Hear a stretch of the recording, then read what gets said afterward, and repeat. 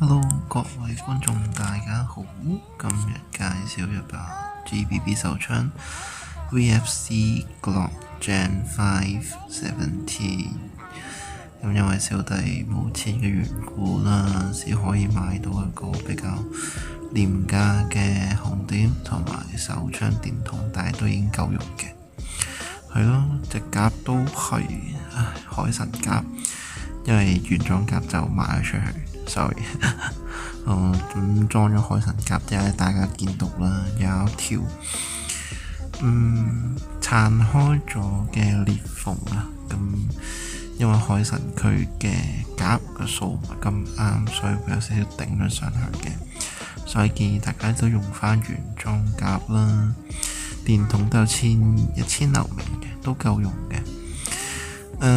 紅點方面同埋個電筒都係 copy 嚟嘅，冇咩太大分別。咁而家就拆開咗上身下身，而家我哋睇一睇上身嘅部分。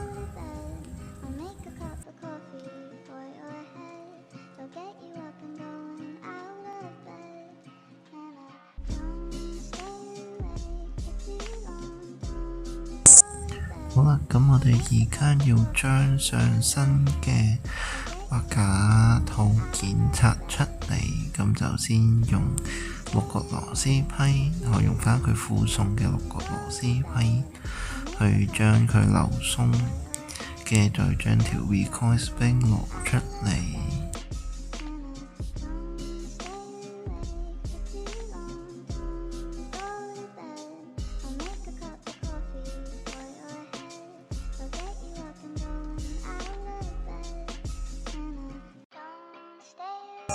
好，咁拆咗出嚟之後，大家都見到個上下身啦。咁點解呢一個 inner bar 同 outer bar 咁唔分開呢？就因為我已經打磨咗佢所有一啲會棘住嘅地方啦。因為呢啲地方都會頂住條內管，令到我哋好難拆開成個外管同埋內管做嘅。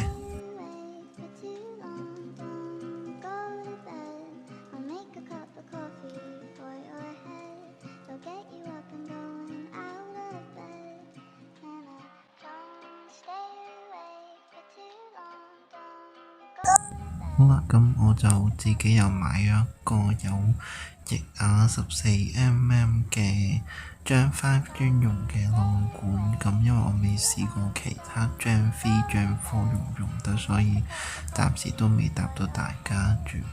咁我自己都會有喺殼嘅部分啦，加咗個嘅熱縮膠，咁就可以令到佢下壓嘅幅度會再大啲，咁佢個殼盒就會再大啲啦。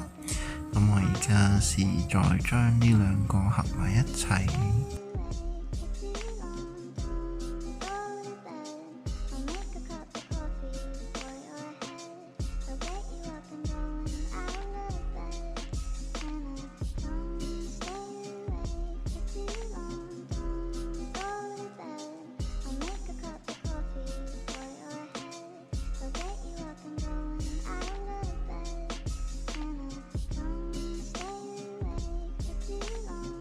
好，咁就上下槍身都已經準備好啦，係 fit 嘅 ，OK 冇問題嘅。最後兩邊都冇罅隙，冇任何嘅唔順啦，都可以正常地使用嘅。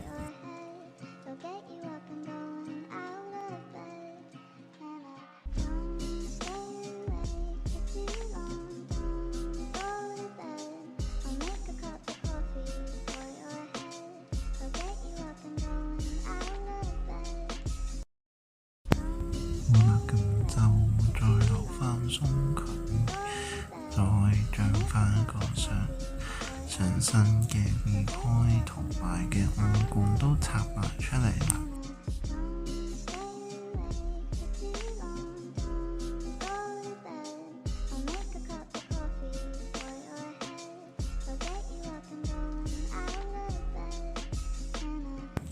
咁因為小弟自己就比較鍾意用翻原裝嘅外管啦，始終都係比較有分量啦，同埋都靚仔返啲嘅。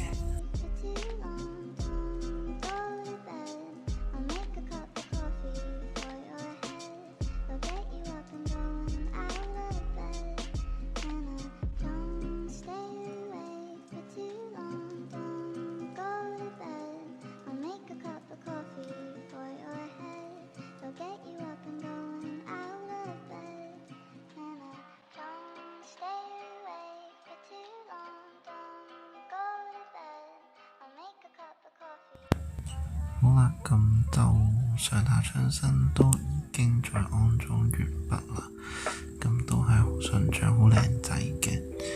咁今日嘅時間就差唔多啦，多謝大家收睇。有啲咩問題嘅話，就喺樓下留